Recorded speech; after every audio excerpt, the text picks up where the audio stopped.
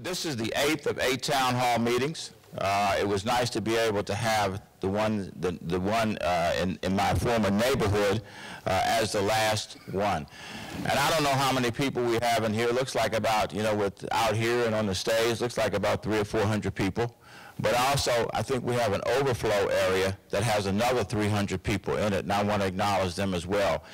That would suggest that we probably have somewhere in the neighborhood of 800 people who are here tonight, and that is fantastic. Actually, we haven't had less than 800 people at any one of these town hall meetings. The first one is in Ward 5, and we had 1,000 people who came out. And the one we had in Ward 8 last week was the best attended of all. When people would have predicted that probably would have been the least well-attended town hall meeting. At Matthews Memorial last Thursday night, we had 1,200 people who came out to participate in that town hall meeting. What all of this says to me is that people are deeply interested in their city. They want to be a part of their city. They want to be involved in the decision making. They want to have their ideas heard. And that is exactly what you will get from a Gray administration. This is not a one-time experience of going out and having town hall meetings. This is the beginning of a 4-year journey in which we will work hard together to be able to move this city forward. And I ask you, and I'll ask you repeatedly, please help me move this city forward, because we cannot do it without you, and if we could, we won't be able to do it as well without you all involved.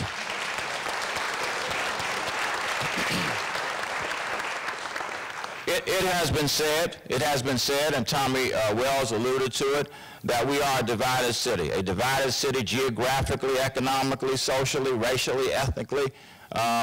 Any demographic that you want to choose, people have said that we are a divided city. But you know what? However divided we may be, we're going to work to bring this together.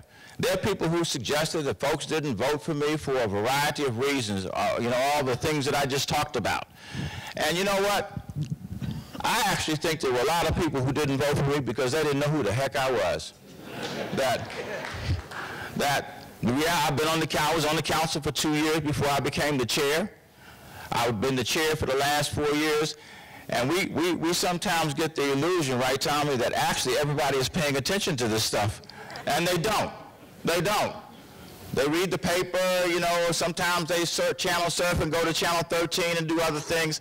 But not everybody is a junkie like us, okay?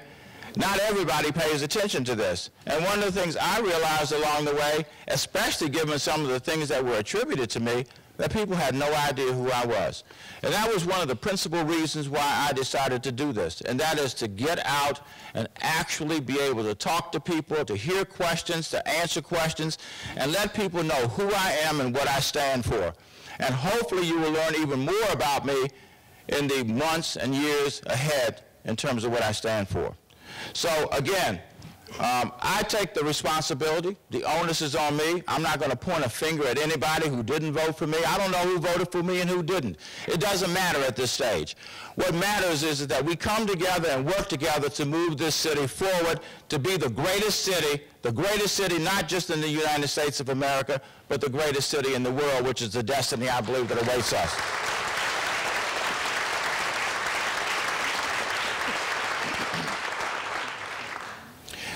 A lot of people have asked where I stand on education, and I would love to have about 3 hours.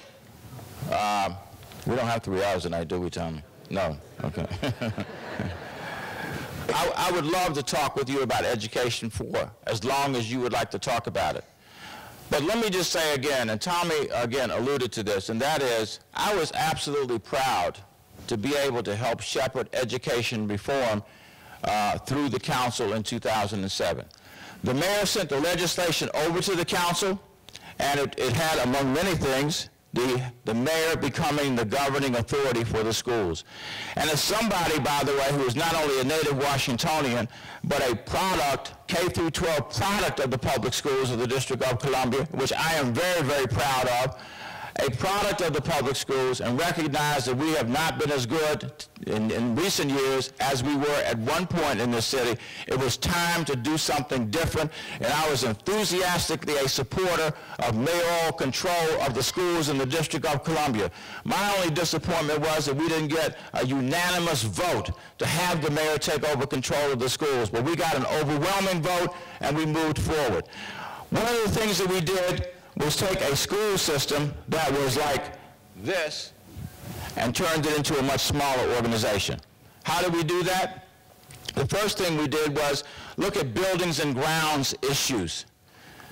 They were in the school system. I can't imagine why any superintendent would want to have the responsibility, or chancellor, whatever title we want to use, would want to have the responsibility for renovating and building schools. People come to these jobs to be educators, not builders of buildings. And so we created an agency called the Office of Public Education Facilities Modernization, run by Alan Liu, which for the last 3.5 years has built schools, has renovated schools, has rehabilitated schools, has taken our schools' physical condition to a place that they haven't been in many, many years. And I think we did the right thing to create a new agency in order to give them the opportunity to do that.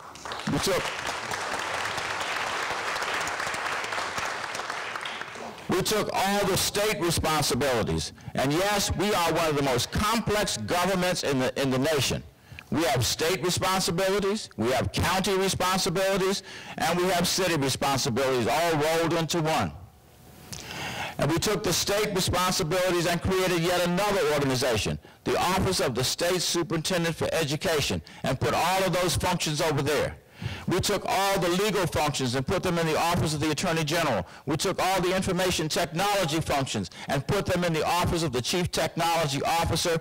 And what we wound up with was an organization that was far more streamlined and had a far better ability and potential to be able to do something good for our kids. And so off we went.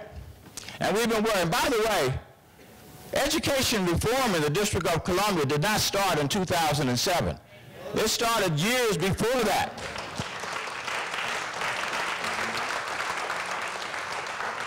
And again, I don't want to disparage either any previous superintendents, because I think we had some very talented people who worked in the District of Columbia who frankly worked under some impossible conditions. But if you go back to 1996 and 1997, we had the advent of education reform that still hasn't been matched. We had a handful of students at that point in what we can now call the charter movement in the District of Columbia. We now today have the most robust charter system in the nation. In those days, we had a few hundred students. Today, in charter schools, we have 29,600 students enrolled in 57 schools on 99 campuses. It is the largest charter movement in the nation. It is 40% of the kids who are enrolled in our public education system in the District of Columbia are now in charter schools. And frankly, for those of you who may be wondering, I happen to be a supporter of charter schools because I believe that the benefit ultimately will be down to our kids because their parents will have choices, kids will have choices, and frankly, in a competitive environment, I think everybody will be better for it because you will have to get better or you will disappear.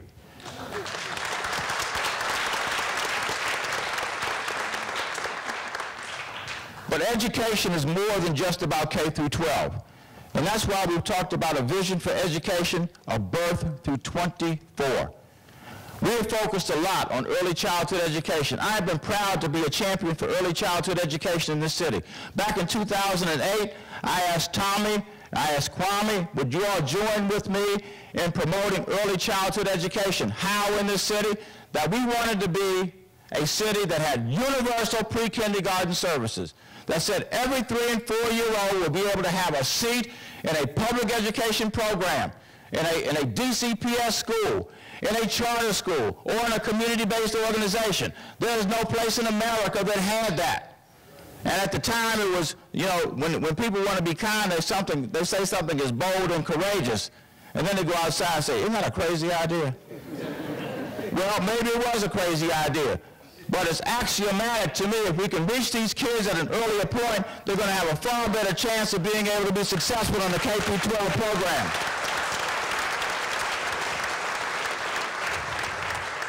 And so we joined together on the council, and we made that happen. We passed the legislation, we put money in it, and we said that by 2014, we would have a seat for every 3- and 4-year-old in the District of Columbia, which meant obviously that by 2014, we would be serving kids who would not even have been born when we passed that legislation.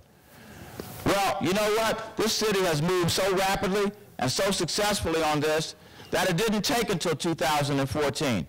That at the end of September that just passed, we became what I believe to be the first city in America to say that we have a seat for every 3- and 4-year-old whose parents want to have them in a program.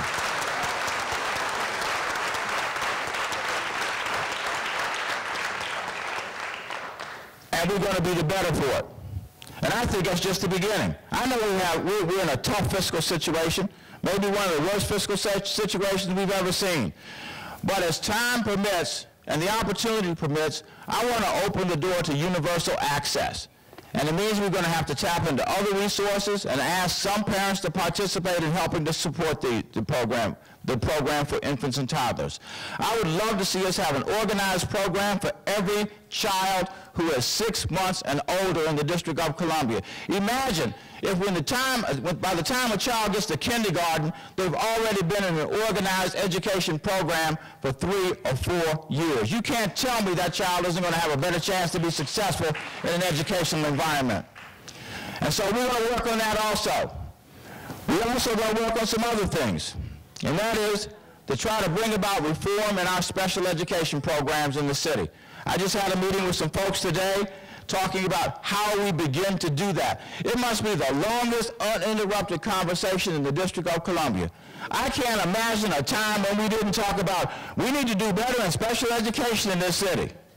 We've had a federal law since 1975. It's called the Education for All Handicapped Children Act. It's now called IDEA. And you know what? The only thing that's changed in the conversation in the District of Columbia, for the most part, is the people who have in the conversation. The tenor and the content of it hasn't changed at all. And the reality is that we have more people for whom we pay tuition in private schools per capita than anywhere in America. Last year, we paid to put kids in private schools. This does not include classrooms in DCPS. It doesn't include classrooms in charter schools. We paid in private tuition $166 million.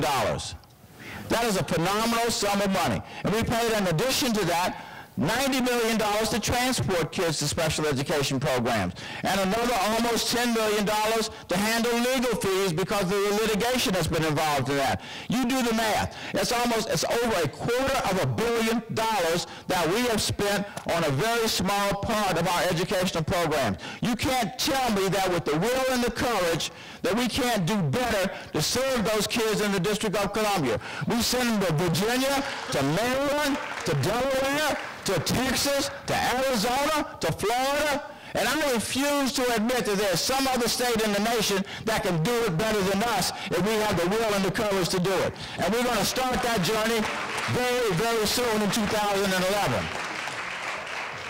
I'm sure somebody will ask me one day, well, how many kids do you expect to bring home by the end of 2011? I don't know what the answer to that is, because we have to create the system within which these kids can return. And we're going to do that. We've got some innovative ideas that I'm not going to put on the table tonight, because once you put it out there, people start to pick it apart.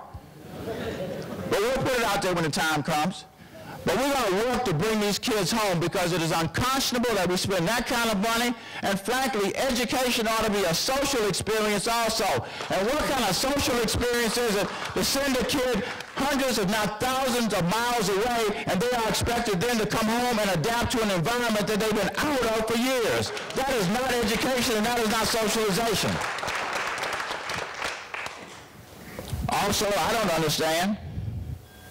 understand why it is that we essentially eliminated vocational education from our school curriculum.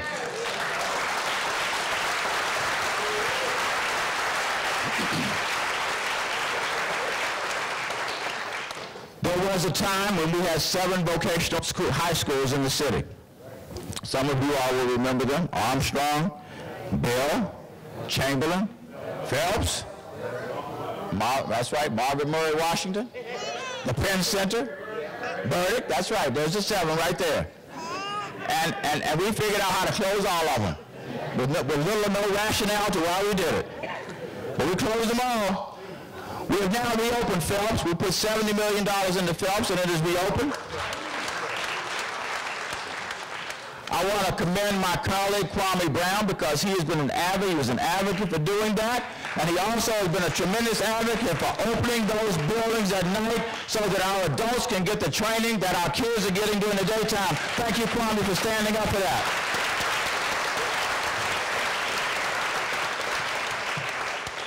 And we have a few other programs at Cardozo High School: HVAC, electrical, plumbing, but that's about it.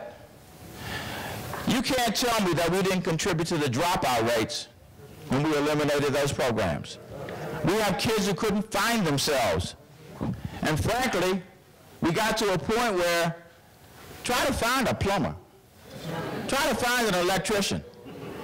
First of all, it's hard to find those folks in the District of Columbia, but even in the metropolitan area, if they show up, when you get the bill, you're going to wish they didn't show up. And that's, when we're talking about green jobs, that's what we're talking about in part. Roofers that know how to do green roofs. Plumbers who know how to do green plumbing. Electricians who know how to do green electrical work. And that's what we need to be training our kids for, and we're going to restore career and technical education to our schools.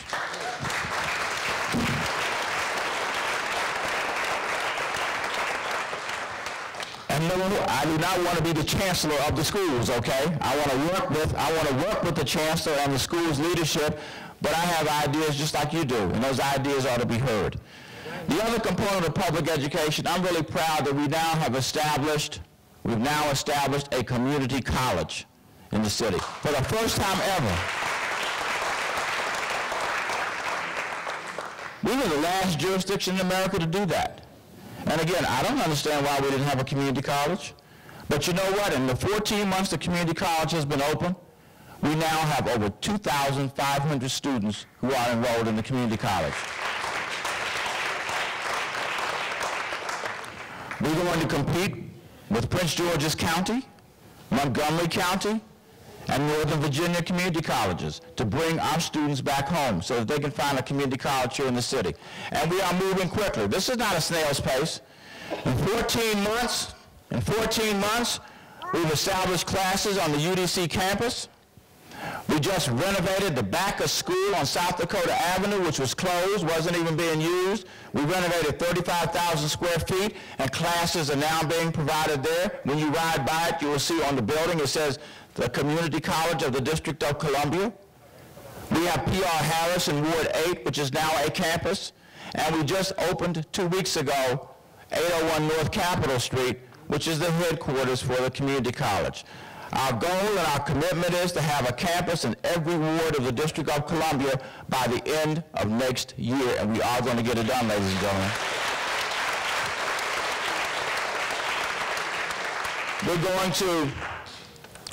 We're going to then focus on making UDC the kind of state university that we always wanted it to be.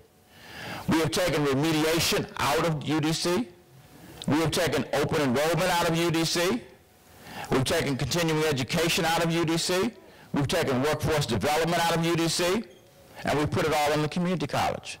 There's open enrollment in the community college, and anybody who gets a 2-year degree from the community college automatically will be accepted to the University of the District of Columbia. So we haven't foreclosed any opportunities to anybody. We got to get people back to work, and this is one of the ways we're going to do it. We have a horrific unemployment rate in the city. 10.4% citywide. When you go east, where I live in Ward 7, the unemployment rate is 19%, and in Ward 8 is between 30 and 35%.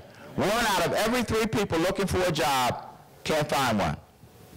The irony of it all is that we have more jobs in the city today than we did in 2007, and we have more unemployment today than we did in 2007. And the explanation is fairly obvious, and that is there is a disconnect between the skill sets of the people looking for jobs and the skills that are required for the jobs that are available. And it's up to the government to be able to be the bridge for that. That's why we have a community college. That's why we need to restore career and technical education to our schools. And that's why, frankly, we need to reform the Department of Employment Services, because it needs to be the principal adult trainer in the city. You know there's something wrong with the picture. When the Department of Employment Services becomes known most as the place where you go to apply for unemployment benefits. Something wrong with that picture. And we're going to work on making it the place where people feel like they can go to get adult training and they can get a job at the end of that. Now, we've been in a recession. We all know that. And frankly, it isn't just affecting us. It's affecting everybody in this nation. We got Maryland that has a budget deficit of $1 billion. Virginia, which has a budget deficit of $2.5 billion. I talked to Mayor Bloomberg last week. He said in New York City, not New York State, New York City, they have a budget deficit of $3 billion. $800 million in their education system alone. New York State, I think their budget deficit is $21 billion. And California, $45 billion. I checked again today to see if they had dropped into the Pacific Ocean. I don't think they have. But imagine a $45 billion budget deficit. So we're not alone in this. But the fact of the matter is we still have opportunities. We've got a great opportunity coming to Ward 8 with Homeland Security coming to the west side of the St. Elizabeth's campus. There will be 14,000 jobs that will be brought there. Now, I already got people telling me why people can't get jobs there. Don't you just hate people to just do that? They can pick a hole in anything. I mean, you know, if you say the sun is shining outside, they can tell you why it's a cloud on its way. It is a great opportunity, y'all, okay? And we need to make sure that we work to prepare our people for those jobs. But in addition to those 14,000 jobs, there will be 22,000 construction jobs to develop all the buildings that are going to be built on that campus as a part of the Homeland Security. And if we do this right, which is again the role for the government to leverage opportunities, we ought to be able to, we've got the best economic development opportunity in that area of the city that we have ever had. We ought to be able to have the amenities developed on Martin Luther King Avenue, on Alabama Avenue, on Good Hope Road, and we ought to work to try to make sure we don't wind up with an enclave there where people go into work in the morning and they come out in the evening and have absolutely no relationship at all to the community. We need to develop the restaurants. We need to develop all the banks, the amenities, whatever people need, because a lot of people will use the amenities that are close to where they work. In fact, we just doubled, in Ward 7, we just doubled the number of sit-down restaurants we have there from 1 to 2.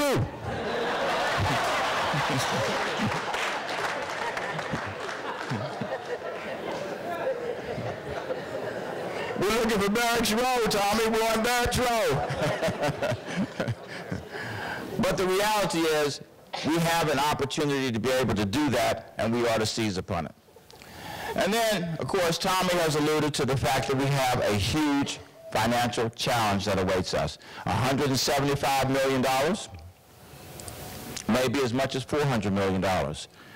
And the reality is that we don't have the luxury of sitting around and waiting to figure out how to balance that budget.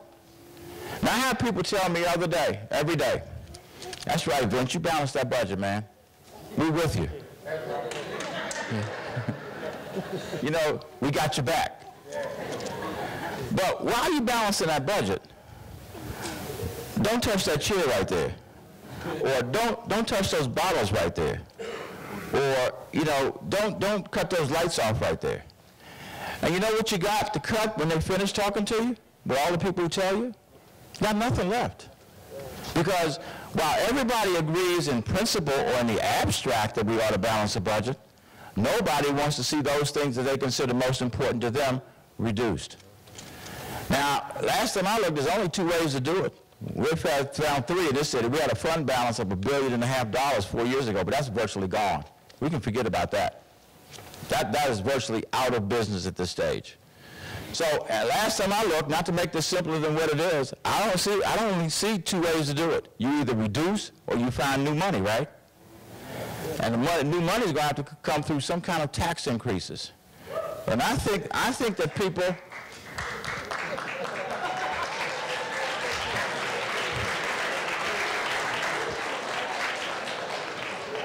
I don't mind paying more, all right?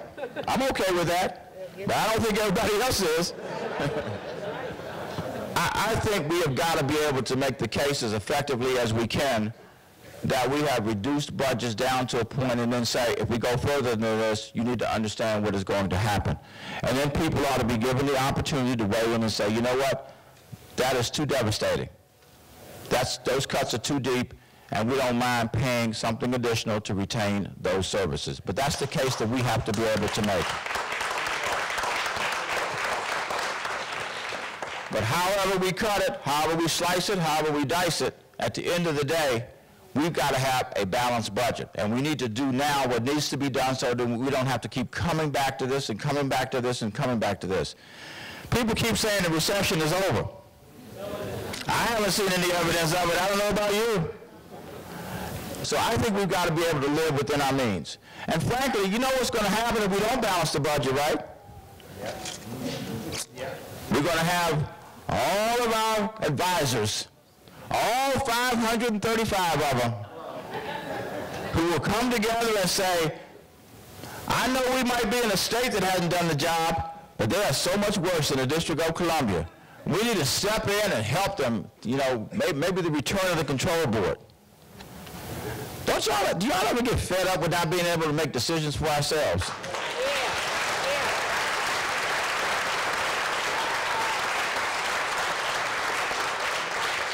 I know I do.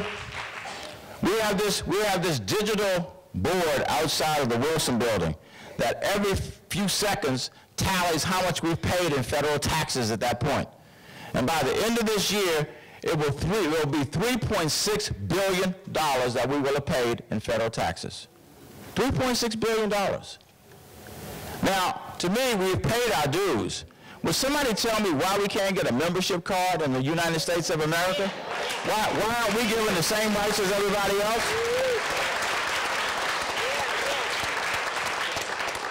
Now, I'm not an insurrectionist, okay? I like that word. Y'all know what an insurrectionist is, right? Somebody that creates a lot of problems. But I am tired of living in a city that just can't seem to get the respect that we deserve, that we have a right to. You know, we thought we were going to get a vote. Man, the stars were aligned. When President Obama got elected, right, David? President Obama got elected, we had a Democratic House, we had a Democratic Senate. Couldn't get any better than that. Right, Tommy? Sharon? Man, I thought, I was one of those who said, it's not even a matter of months anymore, it's a matter of weeks. And then along came a senator from Nevada and and a congressman from Mississippi, and they said, y'all can have a vote. We're fully supportive of it. Just a couple of small things you have to do. You have to give up all your gun control laws in the District of Columbia. And we don't have a problem with guns, right? Give up all your gun control laws in the city, and your city council, which is also your state legislature and your county legislature, will never again be able to legislate on guns in the city. Now, for me, that was a poison pill. It wasn't worth it. Not one of them gave up any of that in order to be able to have a vote in Congress. So now we don't have a vote in Congress, and we don't even have the close prospect of one, in my opinion. So I would invite us to once and for all, let's fight for the whole thing. It's not going to happen tomorrow or next week or next month, but why don't we stand up and fight to become the 51st state in the nation?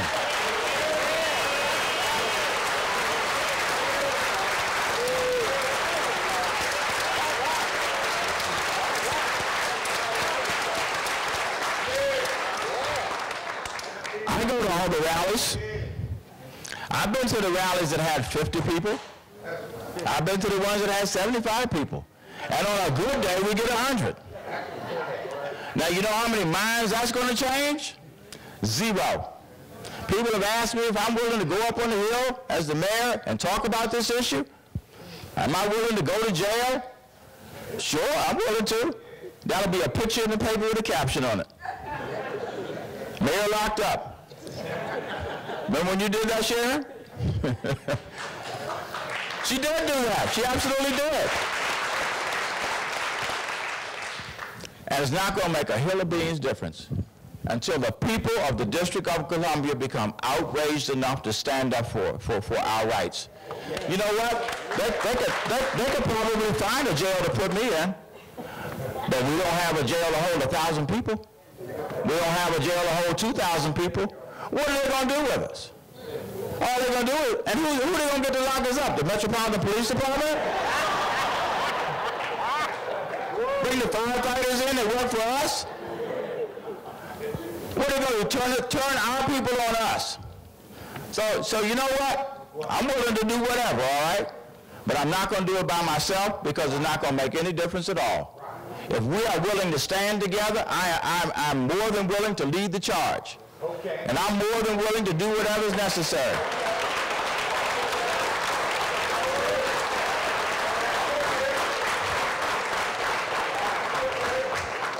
But I'm not going out there by myself. And I'm not afraid either. I just know that going out there by myself is not going to have any impact. It's not going to make any difference in the world. I go up there and have a meeting, and I'll have the 15-minute meeting. And, you know, how's it going, Mr. Gray in the district? Going fine. You know, we want to have our, you know, we'd like to have our rights observed in the city. You know, that is a problem, isn't it? So, you know, do me a favor and keep us posted on how it's going in the District of Columbia. And if we can do something to help you, you let us know. Y'all laughing, but that's exactly how it's going to go. So I'm not putting myself through that agony, all right?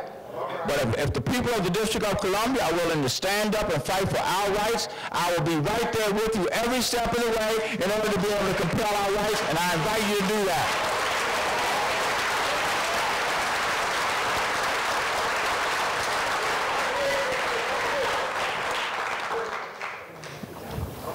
I'll be looking for y'all, okay?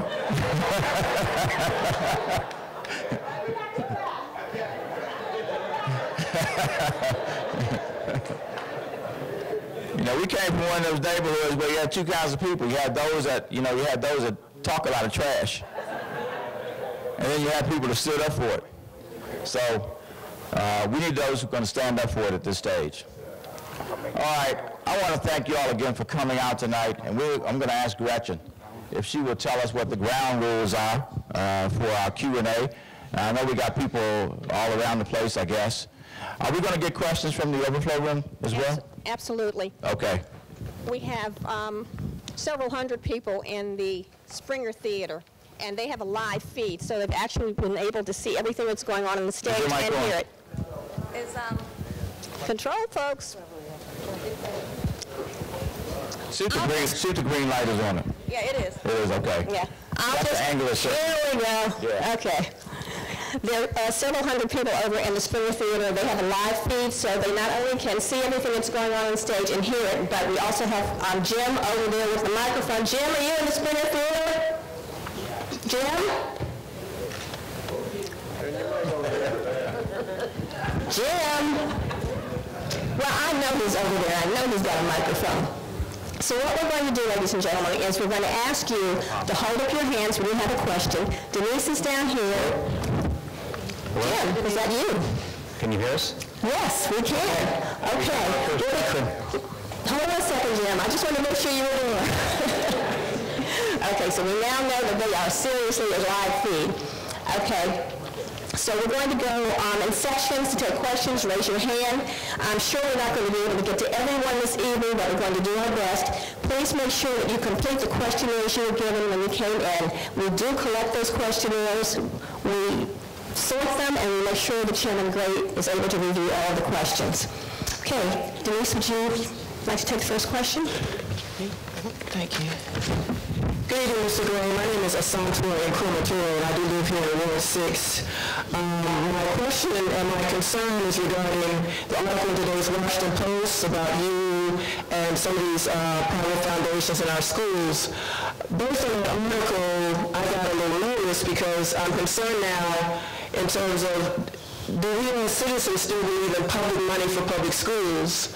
And will we, the citizens and teachers unions, parents, etc., will we still have a role in contributing to public policy regarding our schools? And what's, for the foundations who are contributing money to our schools, like Walton Foundation, the makers of Walmart, do we really trust them with our schools? Thank you. It's an excellent question, and we're not turning our schools over to people outside of the city or even outside of the government. These are people who are supporting, in this case, they're foundations who have contributed $64 million for the Pay for Performance program for teachers within the schools. That is governed by a contract that was entered into by the D.C. Public Schools and the Washington Teachers Union. So my view is that private money is important in terms of how we go forward. But it has to be in the context of what we believe are the policies that should govern how we provide public education in the schools. There may well be some people who don't want to invest in our schools because we are doing certain things or going in certain directions.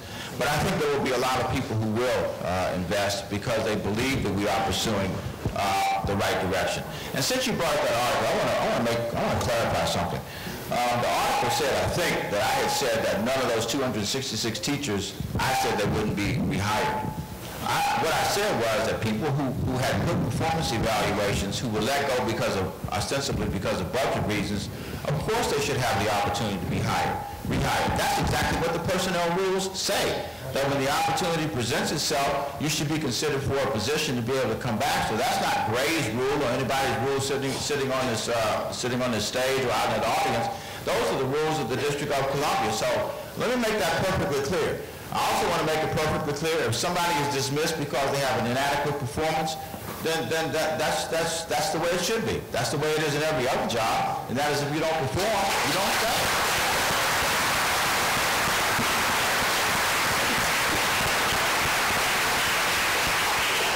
Okay, our next question is here.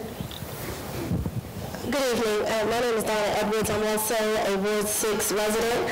I purchased my home in 1999 in an effort to revitalize the city. I actually won it in a lottery through the Homestead program. I have 17 years of education service. I hold a bachelor's degree of science in elementary education and a master's degree in a master's of arts in education, guidance and counseling. I have been terminated from DCPS this past school year. I received an evaluation, which is part of this year, which I was never evaluated all year long. It was an arbitrary decision by the principal based upon not facts, but his decision to have me terminated. I didn't stand to lose my home and everything else that I've worked hard for. I am here with students who were in the aisle, two of my former students holding your signs. I also worked to campaign for you as an educator and AFT member, president-elect of the DC School Counseling Association. And my question at this point is, as an educator who lives in the District of Columbia, who has worked in the District of Columbia, who pays taxes in the District of Columbia, what is it that you will do now? Because everyone who was terminated was not terminated based upon what should have been part of this impact. I have an email from the Chancellor's office saying that I would not be terminated, and I was terminated 3 days later. So I'm sorry to take up so much time, but my question is, I stand to lose everything. What will you do to help people like me in my situation, and particularly me, because I have nothing at this point?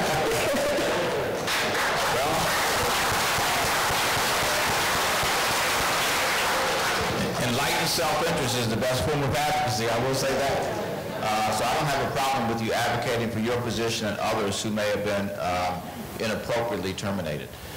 If you have an evaluation, I would like, see this gentleman right here, Steve Gaudet. If you could give him a copy of the documents that you have, I'd like to see them. People have asked me about the impact evaluation, and I think it is probably better than what we've had in the past. But it still is not, it's still evolving.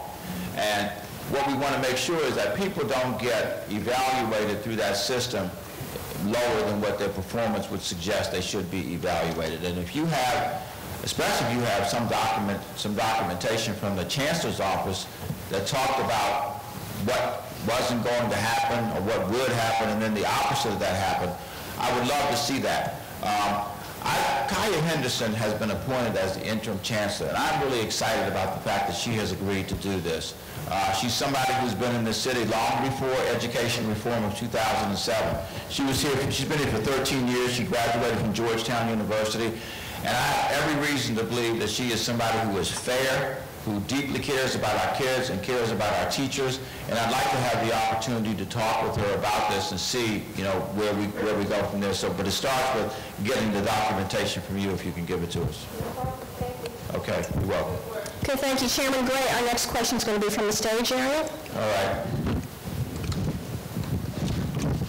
Chuck, the microphone. From the meeting before, lest we forget, if everyone could show their appreciation for the parents and the children of our one city that were in the aisles earlier, I would appreciate some of these questions.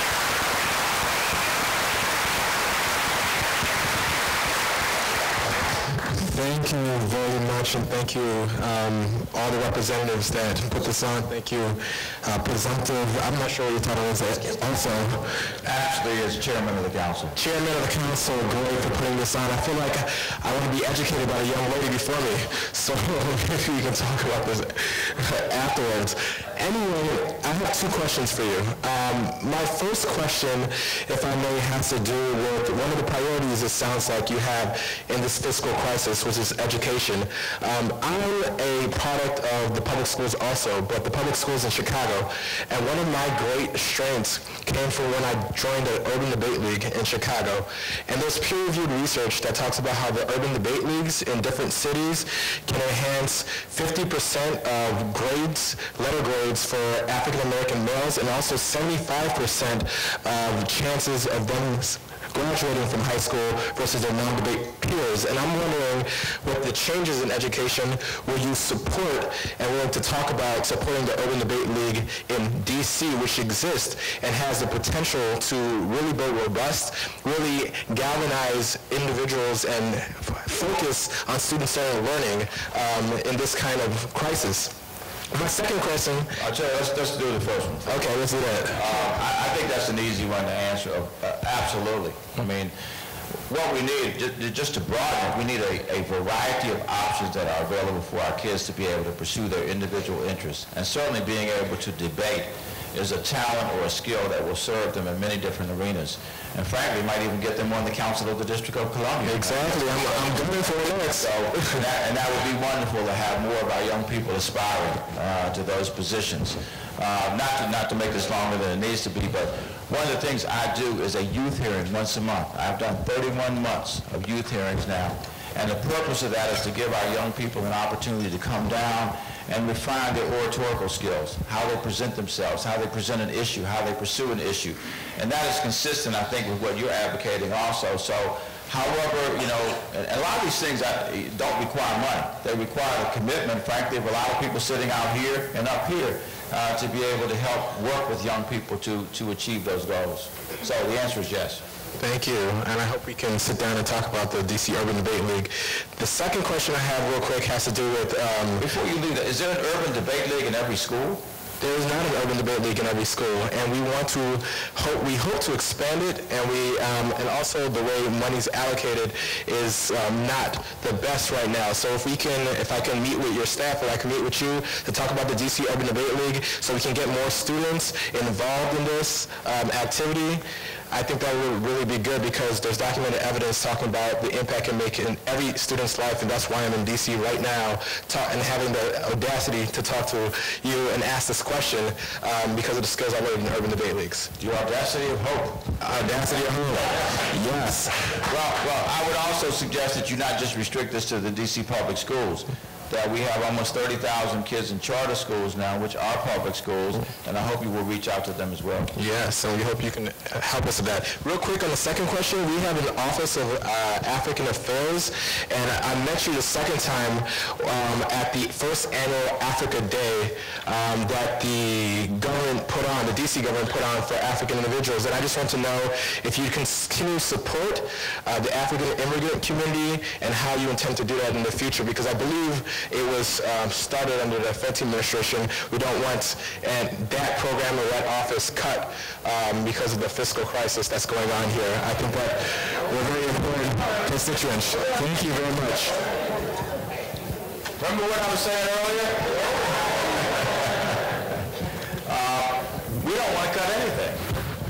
But we also going to have to come together and set priorities in this city and figure out, if we have X amount of dollars, how we want to spend those dollars.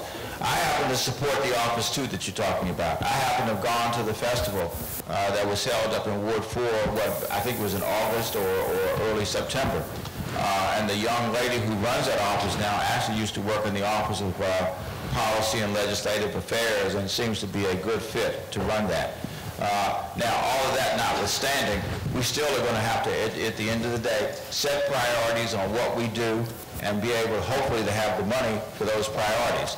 Somebody asked me the other day at one of these town hall meetings, they wanted to know if I would support, if within 180 days of me taking office, would I support a rate increase in an area that really is quite important in the District of Columbia? And my answer was, no, I can't. I can't commit to do that at this stage because it would be irresponsible and it would be disingenuous. What I'm committing to is working as hard as I can to balance the budget. And I hope that everybody in this theater and in the overflow room and across the city will work with us to make the decisions that have to be made. And some of those decisions are not going to be popular ones. They're not going to be things that we want to do. They're not going to be things that I want to do. So I ask you to join with me in helping us to set the priorities of the city so that when we make those decisions, we can swallow hard and move forward. Vendor's license, and what does the city also plan on doing in terms of opening up the market that was once closed as a result, which is now closed as a result of the new market being revitalized? Thank you. You talking about Eastern Market? Which market? Well, O Street Market, I actually attended a groundbreaking there. Yes, I'm referring to Eastern Market. While Eastern Market at one time was when it was being refurbished as a result of the fire, they had the temporary market. The temporary market is completely closed and is not being utilized at all. What do you plan on doing with that? And what do you plan on doing as far as offering residents opportunities to empower them for work by also offering vendors license?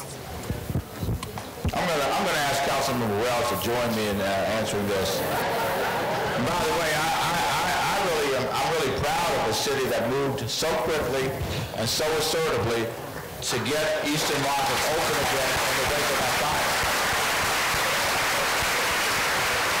A lot of people don't remember we had two fires in the same day. We had the fire at Eastern Market and then the Georgetown Library the same day, and we just rededicated the Georgetown Library last week, so both of them are back in use now. So I'm glad that we can have a conversation about how we get more of the Eastern Market back in service rather than the question about whether Eastern Market ever will open again. Just quickly, that building is going to be used for storage by DPW. That site's going to be developed, but the building, just a fun fact, for those that went in there during the summer, costs about $250,000 to heat and cool during the year because it's so inefficient. So it'll be used by DPW, and that site will be developed. But it won't be used by DPW for storage on site. They're going to move that building to another location and continue to use that building again for storage. See, you get good answers when you have collaboration.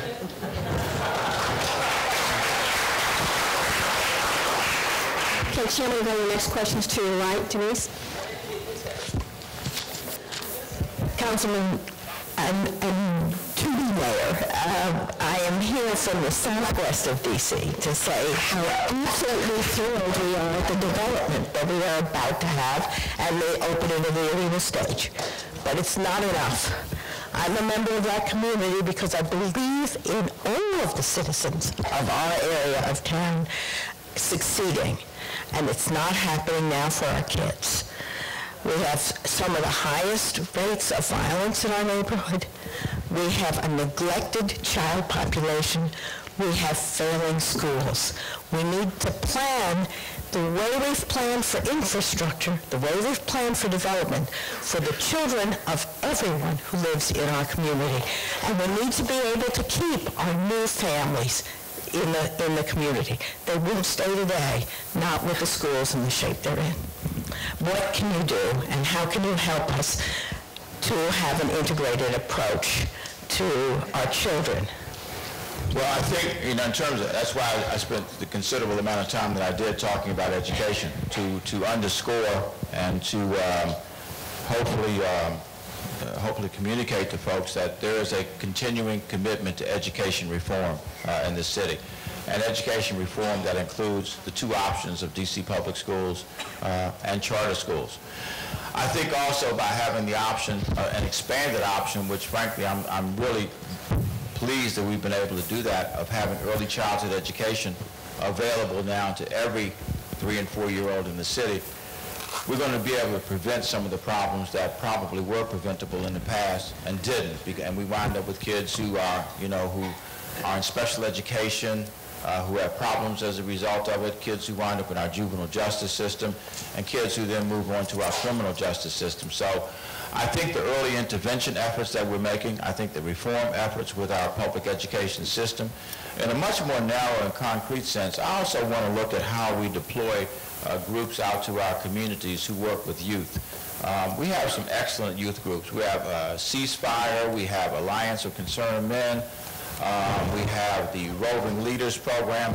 We need a variety of options that are available to our kids to get them out in the communities to work with these young people. To me, the Roving Leaders Program has been around probably for 35 or 40 years. And it really is a good program. I know a lot of the people who work in that program, and they've infused, new young people into it.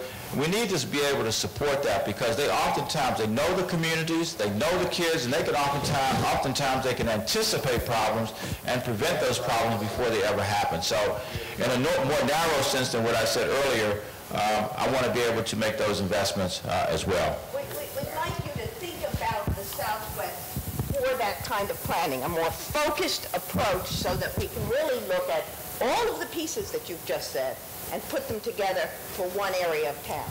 Well, I'd love to do that, and I want to work with Councilmember Wells in particular to be able to do that. There is a reason why I asked the ward members in particular if they would host these meetings, because I could have probably come out and done this. But I want to send a message that when I talk about collaboration and working together, I'm dead serious about that. And one of the ways in which we can do that is through these town hall meetings. These meetings are being convened and hosted by the ward members. And every one of them has done a fantastic job, just as Tommy Wells did tonight. And that's the kind of work we want to do together going forward over the next 4 years on just the kind of problem that you cited. Thank you. Okay, Chairman Gray, the next question is here. Thank you. Chairman Gray, Councilmember Wells, I'm glad you're both here. I want to speak on a topic that doesn't seem to come up very much. I'm talking about homelessness, and in particular,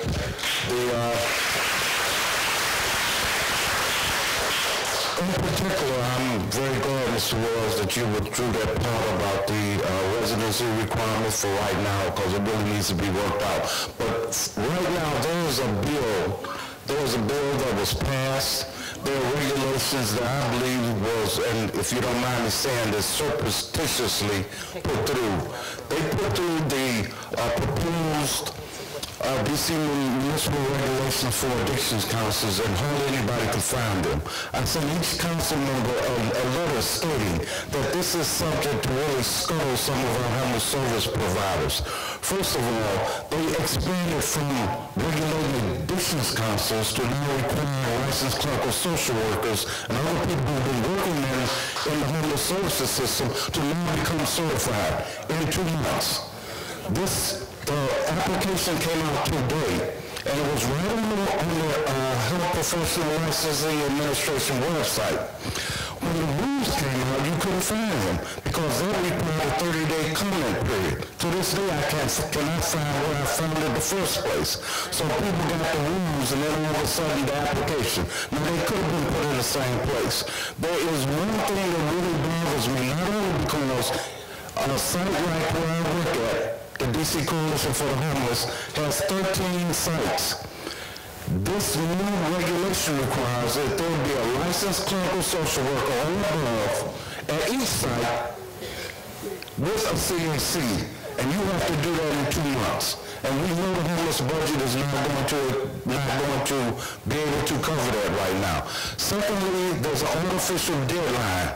There's an artificial deadline between July the 7th of 07 and July the 7th of 09. Yet this is 11, but they're only evaluating councils for that period. There are some very easy things that could be done because if you remove the substance abuse element from the homeless service system, we're going to really have some problems. You're going to take people out of the system that have the experience. And this was not done in a way in which the homeless service providers and other people could really get time to get things done. So I'm asking you, I've already emailed you, are you going to consider at all changing that regulation?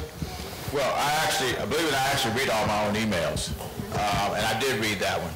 And I frankly was not aware of the timetable until I read your email that we're on. I'd like to learn more about the situation. I don't know how. First of all, it's extremely costly to require a licensed clinical social worker to be in every situation like you just described. It's not practical to me, nor is it necessary. And we have a lot of CACs in the city who do a good job with providing addiction counseling in the city. So I'd like to know more about that. Do you know who promulgated the regulations? You said they were surreptitiously promulgated, but what agency put them out? Okay. Let us look into that. We'll look into that and we'll find out and make sure that Steve has your information so we can get back to you, all right? I'm sorry.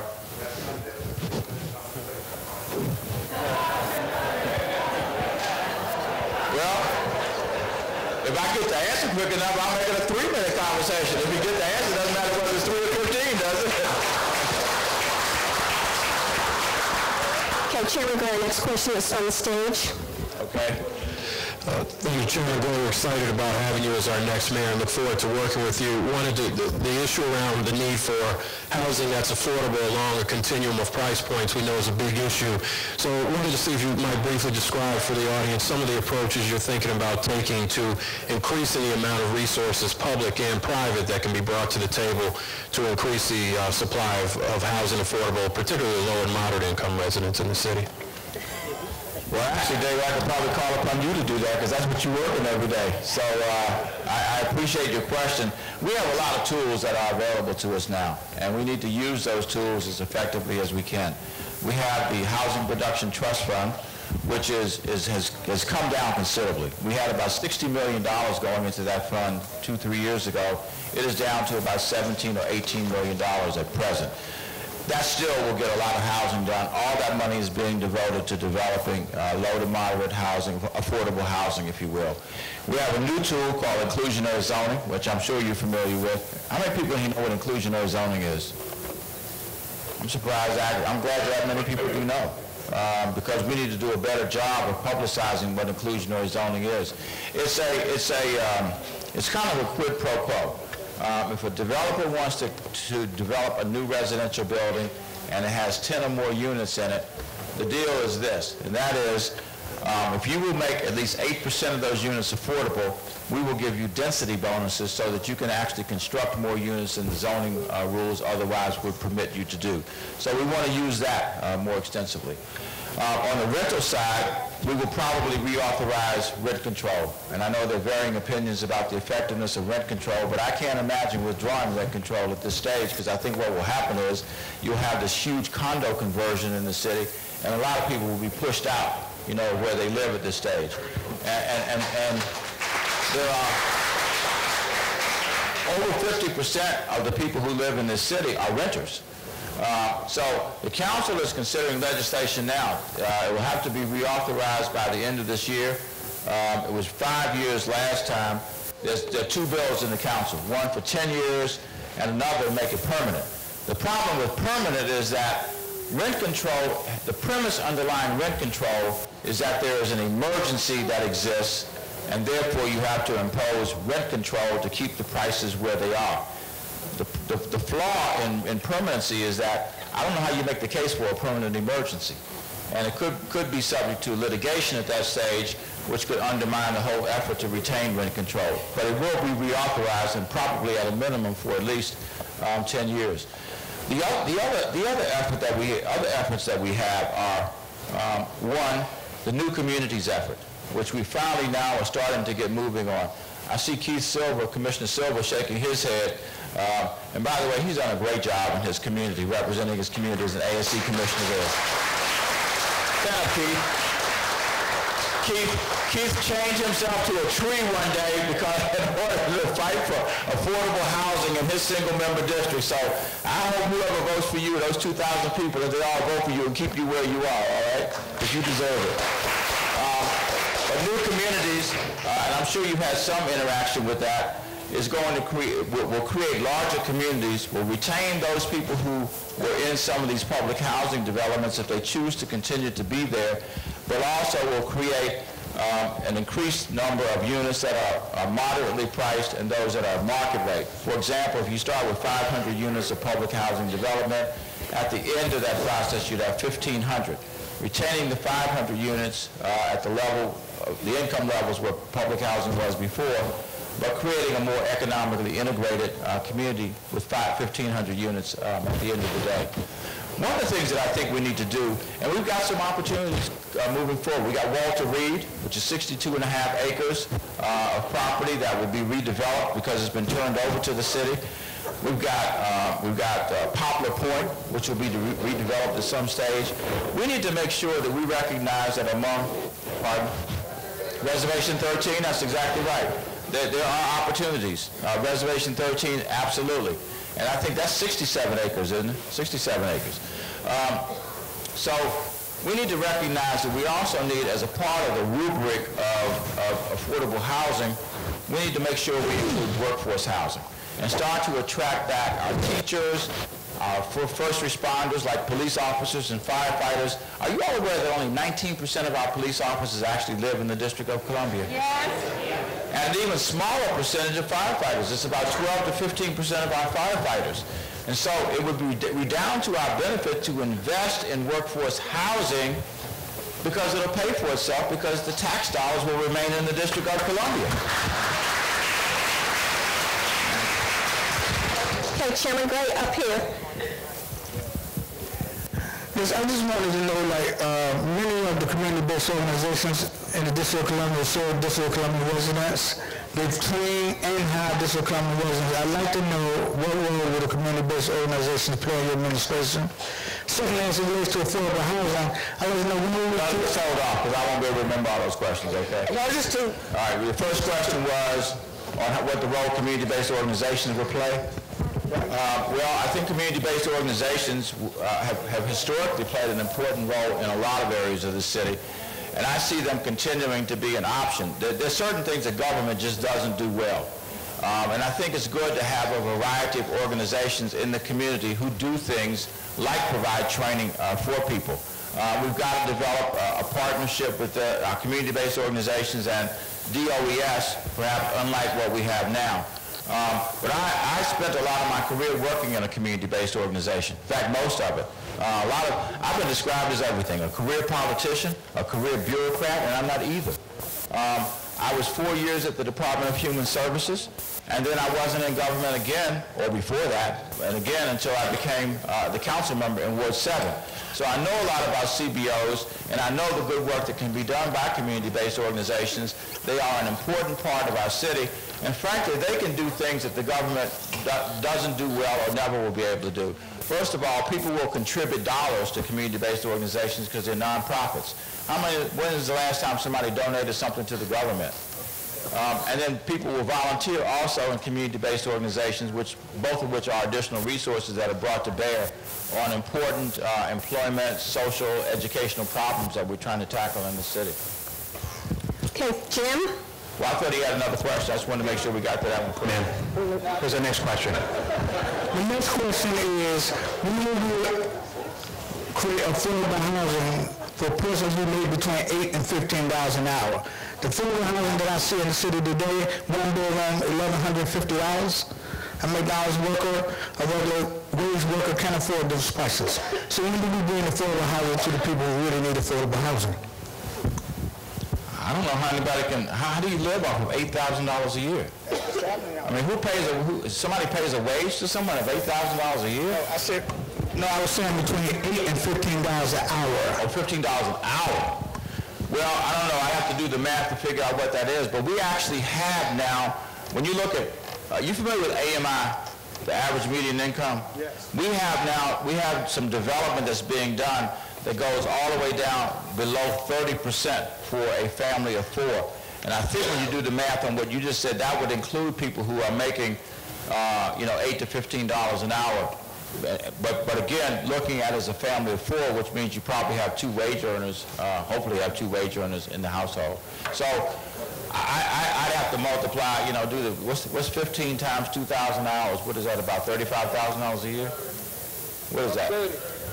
$30,000. Yeah, okay, $30,000.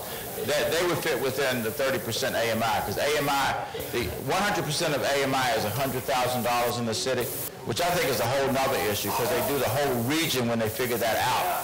If we did it for the city, it would be cut in half. But even using the region's average median income, it is $30,000 would be 30%. Excuse me, we're into the field that we can't see. Jim? Jim, are you there? Yes, Gretchen, can you hear us? Yes, we can. Here's our next question. My next question is, I would like to know when you're going to get to the seniors' apartments. I live in an apartment that I have lived in for 15 years with a balcony. I moved in there because of the balcony. But I can't enjoy the balcony because the pigeons, the squirrels, the rats, and everything else is having a ball out there. They say you have to clean your balcony. Well, sir, I'm in a wheelchair. Can you see me getting out there cleaning the balcony? I paid people $5 a week out of my new income to pay for that balcony, and I still can't enjoy it.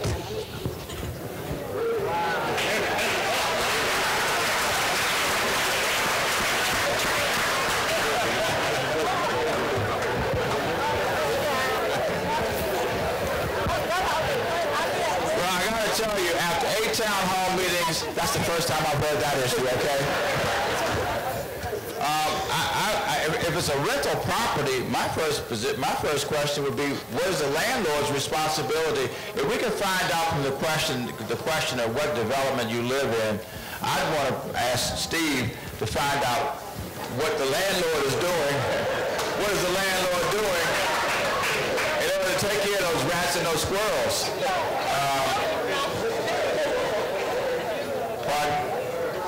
And the birds too, yeah. The birds have a little more mobility than those other ones.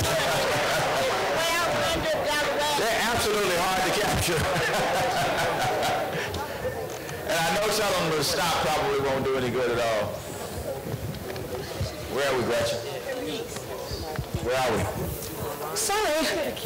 Here we go. Who's going to do the first source question here? Yes. Yeah, how you doing, Mayor White? Not quite yet. By the way, I'm glad you said that. We have to vote on November 2nd, you all. Yeah, November 2nd. November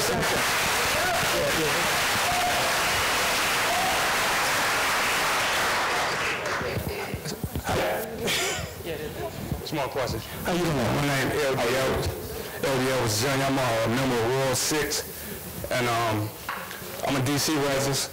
And my primary question is, I wanted to ask you about as far as unemployment. And the main thing I want to know is about the first source rule. Because you see, you got me here, You got the first source law. A lot of people may not be familiar with that. The first source law is a law that's been put in place for district residents that have first priority as far as working on jobs. But as it stands, it has no teeth in it. So my thing, let me say this, the thing I'm saying is, I'm unemployed, my brother is unemployed, the sister is, the brother here, we all unemployed. Our package is $50 an hour.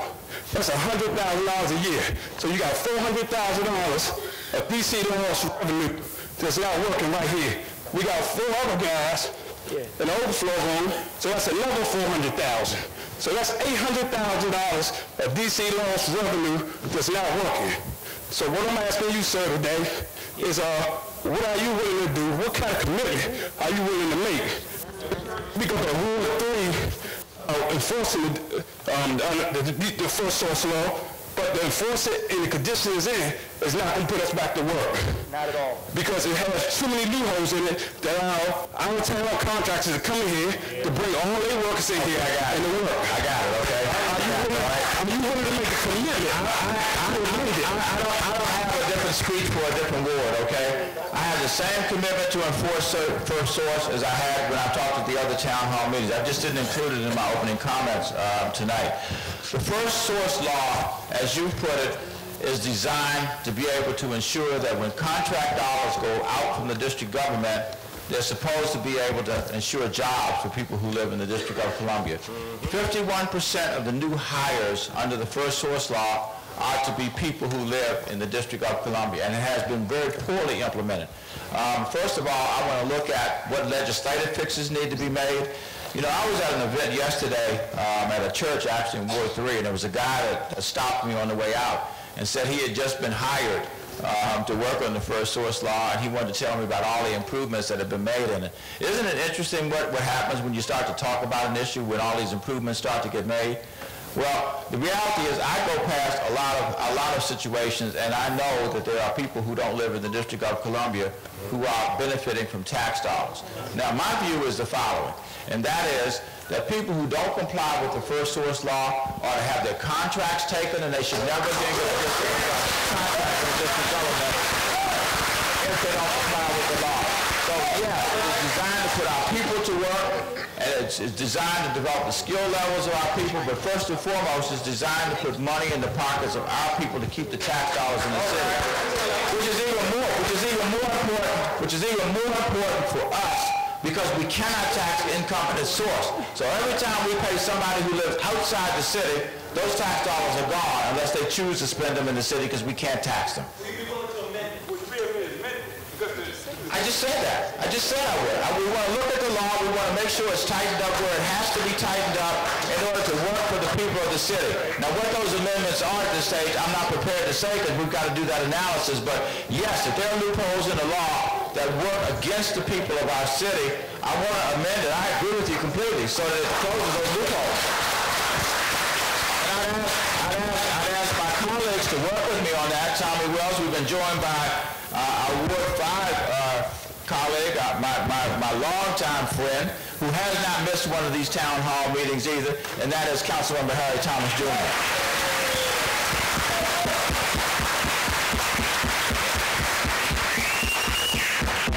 Chairman Gray, it's Denise Day.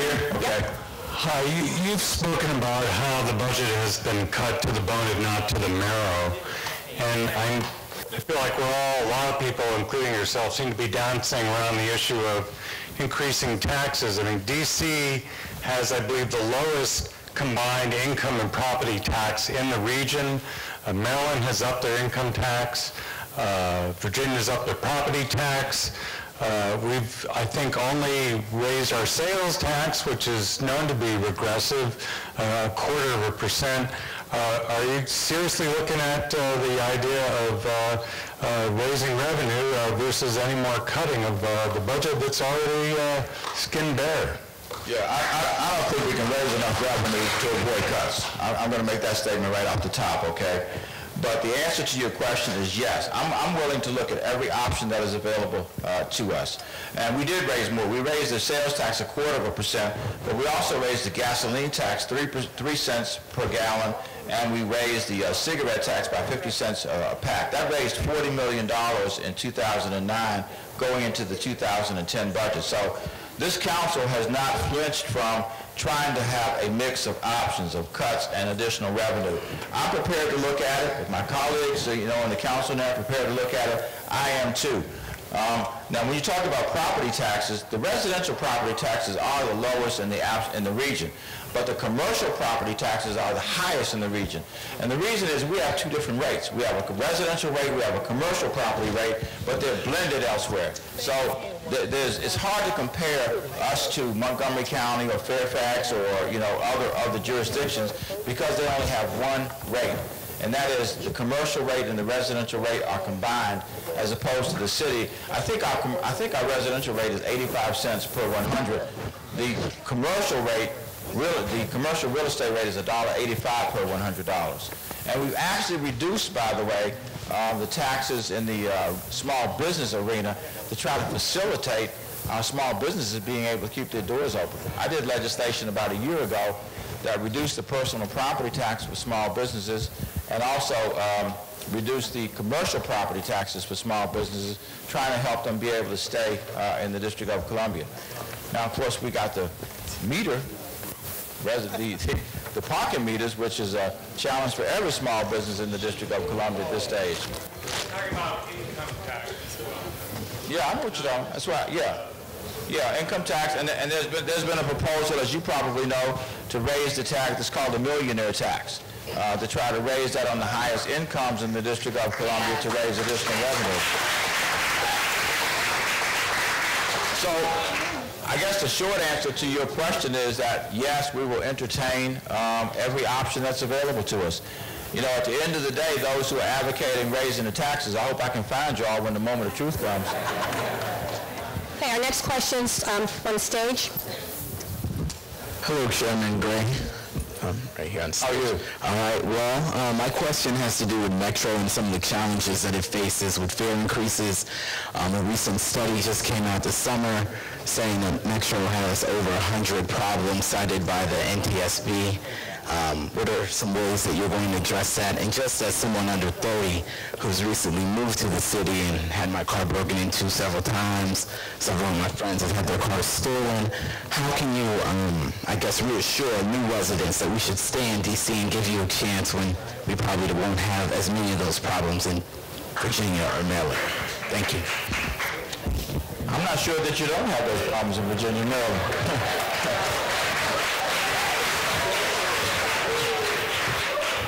That's not heaven. Isn't Baltimore in Maryland? Isn't Richmond in Virginia? So, I'm not going to disparage us vis-a-vis other places because they got their problems just like we do. Now, you asked about Metro. One of the things that we did in the city, and I'm proud to have been a part of a group, and I think Sharon was still on the council when we did this. Our council stepped up and said we were willing to contribute $50 million a year to the maintenance of the Metro system. But it was contingent upon Maryland doing the same thing, Virginia doing the same thing, and the federal government contributing $150 million because half the people that use our Metro system are federal employees. And that was the argument that was made about maintaining the system. Well, unfortunately, it seemed to have taken a tragedy to get people to move off the dime on this. And that tragedy occurred in June of 2009. The federal government now appears to have committed its $150 million to this effort, and they will have 2 people on the Metro board as a result of that.